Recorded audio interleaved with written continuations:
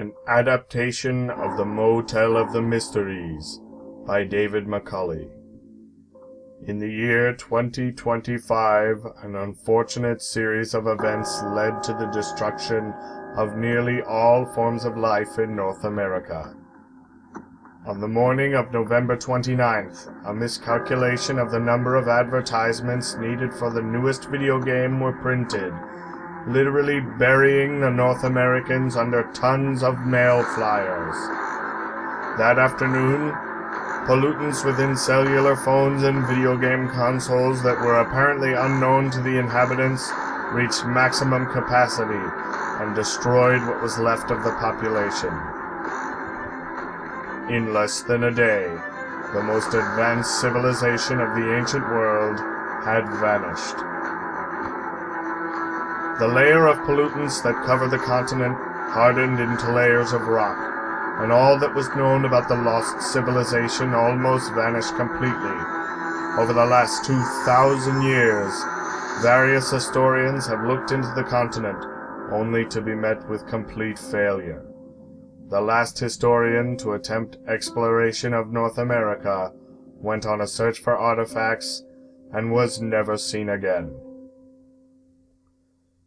Since the year 3850, hundreds of scholars and souvenir hunters have chipped away at the continent's crust. Though none of the information gathered from the continent came easily, a number of important discoveries have been made.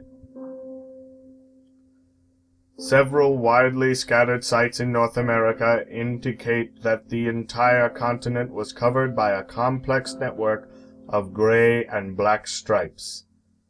Because the patterns of the stripes can only be appreciated from the air, it is believed that they were planned as either landing strips for alien aircraft or as coded messages from the inhabitants of the continent to their many powerful gods.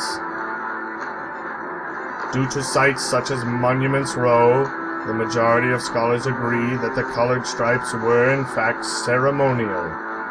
Hundreds of monumental inscriptions were mounted on huge poles on both sides of the stripes. Each inscription represented a different religious sect and was placed as near as possible to heaven, the traditional home of the North American gods. Some of these inscriptions were mounted so high that it was concluded that the stripes must have been designed for airborne vehicles. The most impressive examples of the architecture of the previous inhabitants are the temples of Big Apple. These timeless structures can be found standing in the dense jungle of the northeast coast, and stand as tribute to the technical skills of the ancients. The picture of these ancient people remained incomplete until 40 years ago, when Howard Carson discovered the Motel of the Mysteries. Howard Carson, an amateur history buff and archaeologist, found himself washed up and almost out of money from his trust fund due to many failed business ventures, such as breeding camels with extra humps. He decided to run the annual cross-continental North American Catastrophe Memorial Marathon, but he quickly found that he was too far behind to have any chance at winning.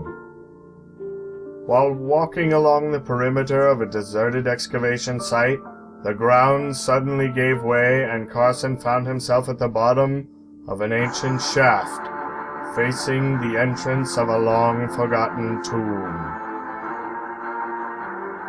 Carson was quite annoyed at first, but after gathering himself, he found that he was looking at an untouched tomb, complete with the traditional seal hanging from the door handle. Carson trembled at the possible significance of this find. The mysterious burial customs of the early 21st century North Americans were finally to be revealed. A month later, Howard Carson and a team of volunteers began the first of 7 years of work on the excavation of the Motel of the Mysteries. This began with the removal and recording of the treasures from Tomb 26. Each of the items around the entrance was carefully numbered and documented. Number 21. The Gleaming Sacred Seal, placed on the door by officials after the burial to protect the tomb and its inhabitants for eternity. Number 28. The Sacred Eye, which is believed to ward off evil spirits. Number 18. The partially exposed plant that wouldn't die, which had apparently been grown in pieces and then joined together. Numbers 19 and 20. The containers in which the sacrificial meal was offered to the gods of eternal life. Once the exterior of the tomb had been recorded in detail, Carson prepared to enter. The door was opened and it creaked as if a ghostly spirit was escaping the room. Suddenly, the door stopped dead. Carson searched for the obstruction. 2/3 of the way up the doorframe, he found the final barrier between the present and the past, a beautifully crafted gold chain. After sawing through the chain, a spotlight was pointed into the tomb. The volunteers asked Howard if he could see anything. He responded yes. Wonderful things. Everything in the outer chamber faced the great altar, including the body of the deceased, which lay on the ceremonial platform. In its hand was the sacred communicator, and around its wrist was a flexible golden band. Signs of the ancient burial ritual were everywhere.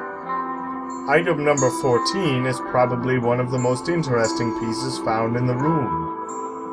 Labeled with the inscription ICE, it is thought that this vessel evolved from the canopic jars of the earliest times, and would have held the internal organs of the deceased. The ancients would have called the ICE the internal component enclosure.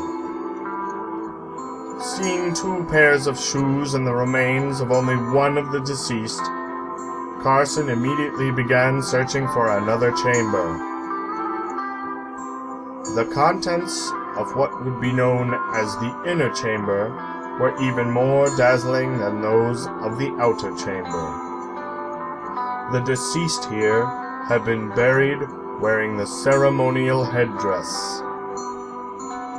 It was placed in a highly polished white sarcophagus, item number 9, and sealed behind the translucent curtain, item number 10. It has since been concluded that music needed for the burial ceremony was created partly by forcing water through 2 water trumpets above the great sarcophagus, and additional music was supplied by the music box, item number 6, which was situated above the sacred urn, item number 2. Other items scattered around the floor were used in preparing the deceased for burial.